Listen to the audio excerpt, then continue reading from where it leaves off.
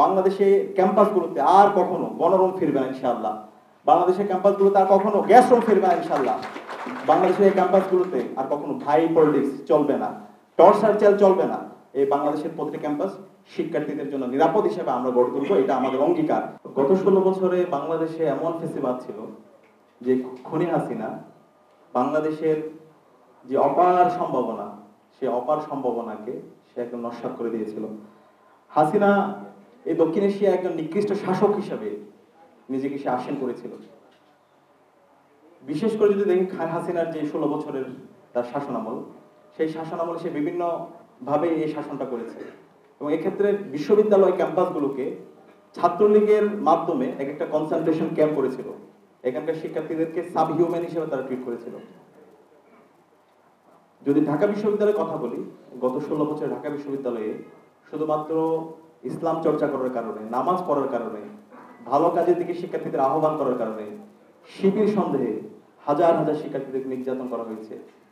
এবং এই নির্যাতন করার পরে তাদেরকে থানায় দেওয়া হয়েছে, মামলা দেওয়া হয়েছে এবং সেটাকে সেলিব্রেশন করা হয়েছে, সেটাকে উৎসব আকারে দেখা হতো।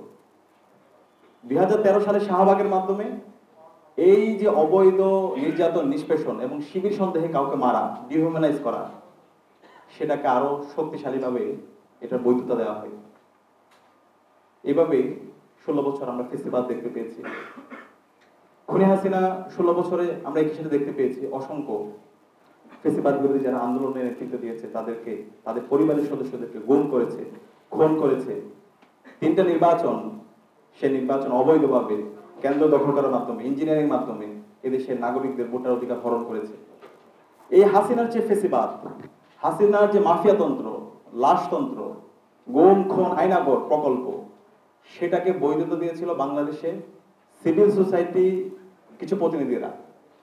বিগত সময়ে কিন্তু এই ধরনের 10 ডিসেম্বর আন্তর্জাতিক মানবাধিকার দিবস পালন হয়েছে, এর আগে অসংখ্য মানবাধিকার দিবস পালন হয়েছে, কিন্তু মানবাধিকার দিবসগুলো ওই সমস্ত অ্যাক্টিভিস্টরাই, মানবাধিকার কর্মীরাই সেটা পালন করেছে যারা এই গুম খুন এবং আইনাগরের বৈধতা দিয়েছিল, যারা এই ফেসিবাদ কায়েম করার ক্ষেত্রে হাসিনাকে সহযোগিতা করেছিল, যারা তাদের বিচারিতার মাধ্যমে বাংলাদেশে এই খুনি হাসিনাকে ফেসিস্ট হতে সহযোগিতা করেছিল।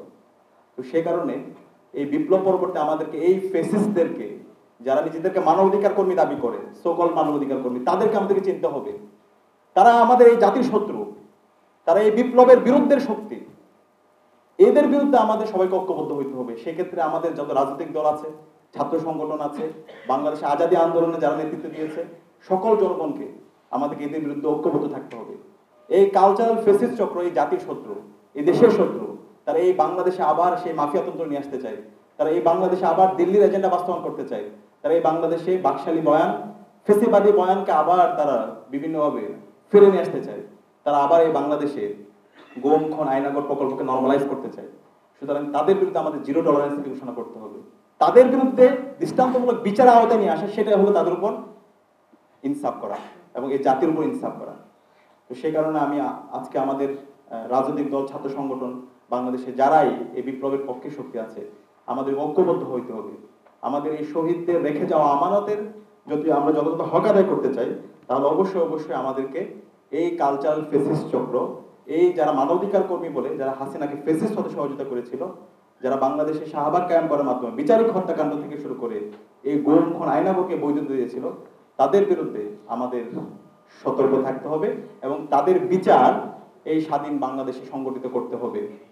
একই সাথে আমরা দেখতে পাই এই নতুন বাংলাদেশে, আজকে জুলাই বিপ্লব পরবর্তী আমরা বাংলাদেশে আমরা বলছি সবার অধিকার আমরা নিশ্চিত করতে চাই, আমরা ন্যায্যতা নিশ্চিত করতে চাই।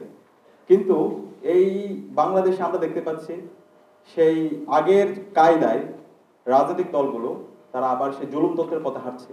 তাদের নিজেদের মধ্যে কাদা ছোড়াছুড়ি, নিজেদের মধ্যে পাওয়ার স্ট্রাকচার, পাওয়ার স্ট্রাগল, নিজেদের মধ্যে খুনাখুনি, সেই পুরাতন রাজনৈতিক কালচার, চাঁদাবাজি, টেন্ডারবাজি, সেই রাজনীতি আমরা দেখতে পাচ্ছি। অন্তঃকন্তুলে আমরা অসংখ্য এই দেশের নাগরিক হত্যা আমরা দেখতে পাচ্ছি।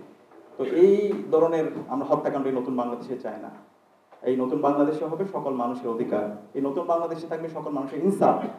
প্রতিটি ক্যাম্পাসে ক্যাম্পাসে জ্ঞানের চর্চা হবে, শিক্ষার্থীরা জ্ঞান নিয়ে নিজেদের মধ্যে প্রতিযোগিতা করবে।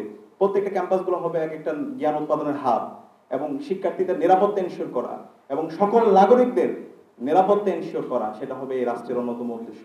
তো আমরা আশা রাখবো এই নতুন বাংলাদেশে সকল নাগরিকের অধিকার নিশ্চিত করা হবে, বাংলাদেশের প্রতিটি ক্যাম্পাসে শিক্ষার্থীরা নিরাপদে থাকবে, বাংলাদেশে ক্যাম্পাসগুলোতে আর কখনো গণরুম ফিরবে না ইনশাআল্লাহ, বাংলাদেশের ক্যাম্পাসগুলোতে আর কখনো গ্যাস রুম ফিরবে না ইনশাআল্লাহ, বাংলাদেশের এই ক্যাম্পাসগুলোতে আর কখনো ভাই পলিটিক্স চলবে না, টর্চার চাল চলবে না।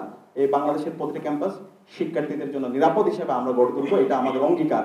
সম্মানিত উপস্থিতি, আজকে বাংলাদেশের একটা ঐতিহাসিক সময় আমরা পার করছি, বিপ্লব পরবর্তী আজকে 1.5 বছর পার করছি।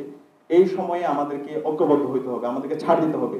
54 বছর পর আমরা ঐতিহাসিক সুযোগ পেয়েছি, আমরা যেন আমাদের নিজেদের মধ্যে হেলায় দোলায় নিজেদের ব্যক্তিগত স্বার্থ, দলীয় স্বার্থ, বর্গীয় স্বার্থকে প্রাধান্য দিতে গিয়ে আমরা যেন এই ঐতিহাসিক সুযোগটা নষ্ট না করি। এখন এই সময় আমাদের বাংলাদেশের একটা ন্যাশনাল কনসেনসাসে আসার, জাতীয় ঐক্যমত্যে আসার মাধ্যমে এই আমাদের বাংলাদেশ রাষ্ট্রকে একটি শক্তিশালী ন্যাশন হিসেবে বিল্ড আপ করার।